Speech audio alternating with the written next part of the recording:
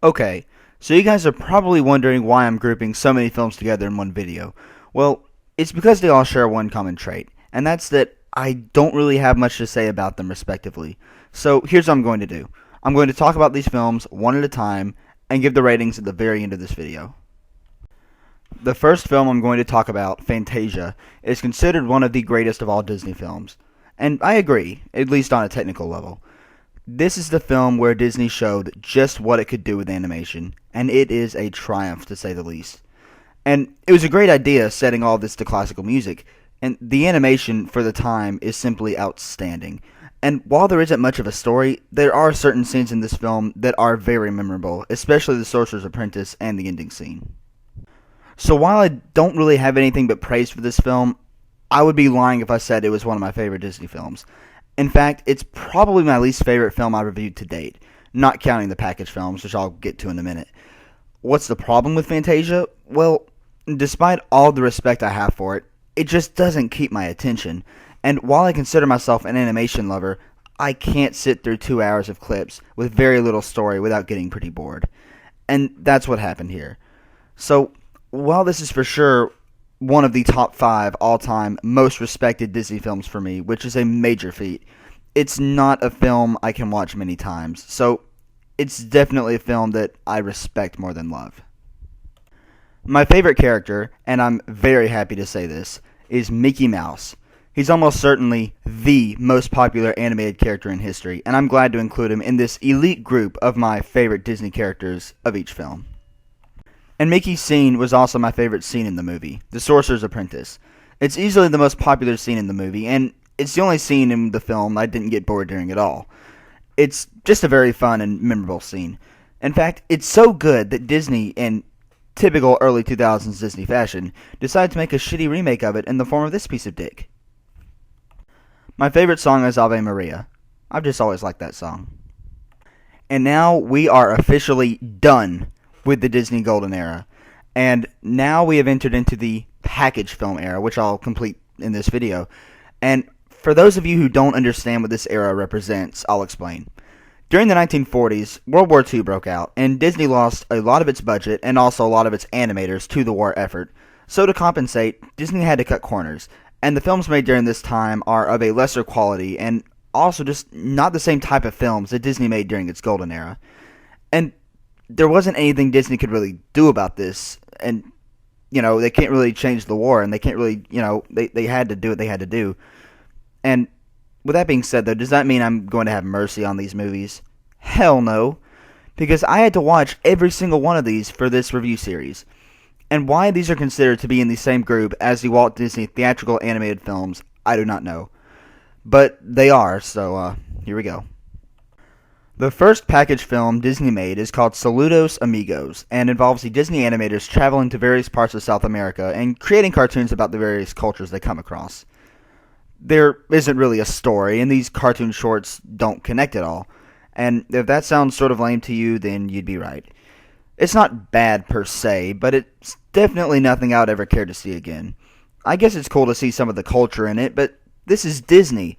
I want to be entertained, and just telling people about these cultures is not particularly entertaining. Could they have worked in this educational stuff and made it entertaining, like perhaps making a full-length cartoon out of it?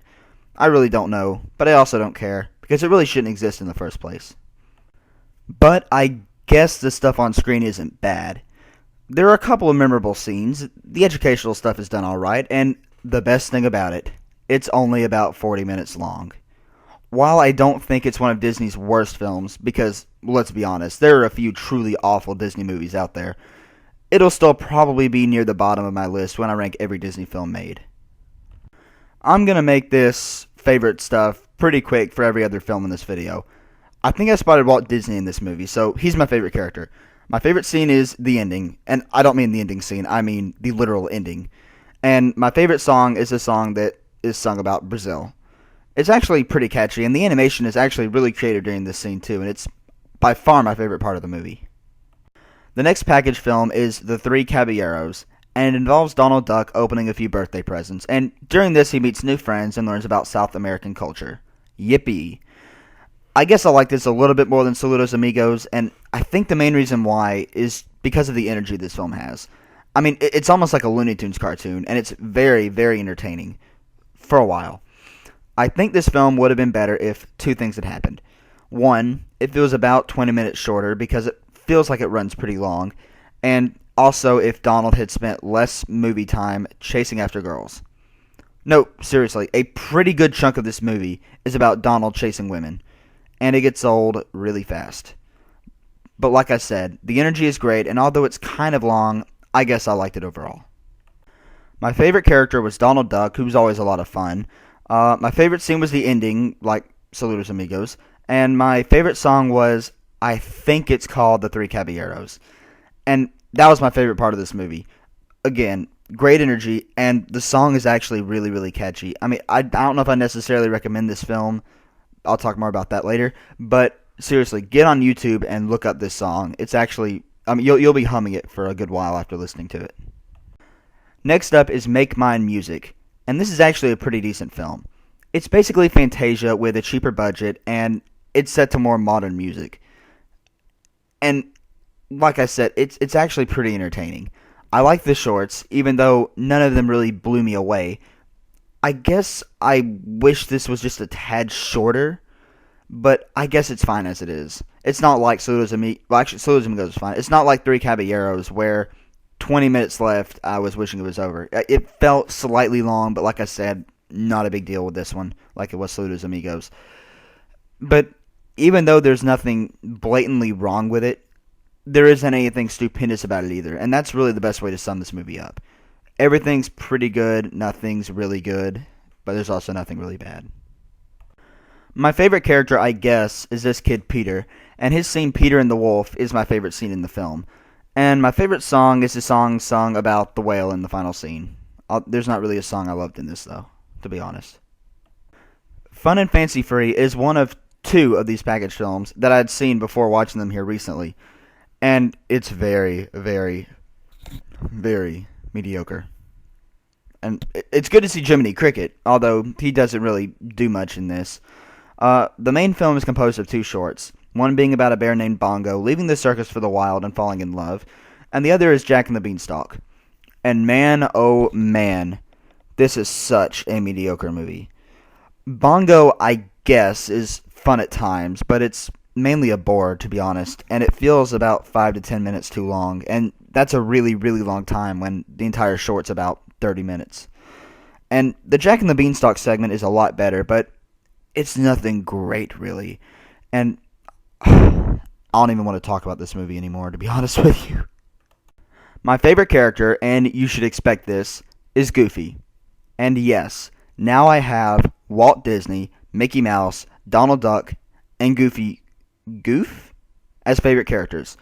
That's pretty darn cool, in my opinion. And my favorite scene, and I mean this even more sincerely than the other films, was the end. I mean that more, I can't even describe how much I wanted this movie to be over, to be honest with you. And my favorite song, I guess, was the crap song that was sung in the beginning. Okay, moving on. Melody Time is pretty much another Make Mine Music, and I feel exactly the same about it as I do Make Mine Music. So I literally have nothing else to say about it. My favorite character is Johnny Appleseed. Favorite scene is the Johnny Appleseed scene. And my favorite song is the one Johnny Appleseed sings. Okay, moving on. I'm going to fly because I really want to wrap this up quickly. Ichabod and Mr. Toad is the last of these package films, and it is by far my favorite. It's pretty entertaining, and it's just solid all around.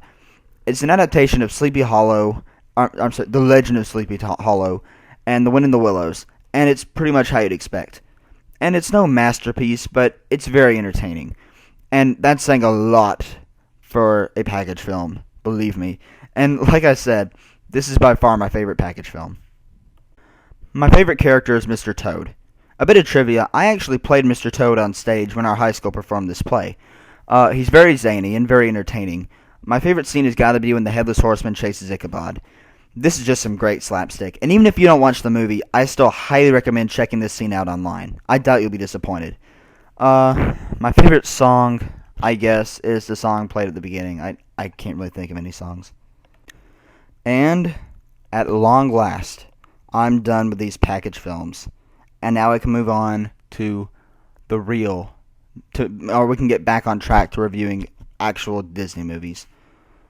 Okay, now for the ratings. Like I said, Fantasia is a masterpiece on a technical level, but I just can't get into it. Because of this, I'm going to give it 4 stars out of 5. Saludos Amigos was boring, but I liked parts of it, and it wasn't very long. The short length lets me give it a mediocre 2.5 stars out of 5. And let me explain something. Okay, 3 stars and up I recommend. 2 stars or below I don't.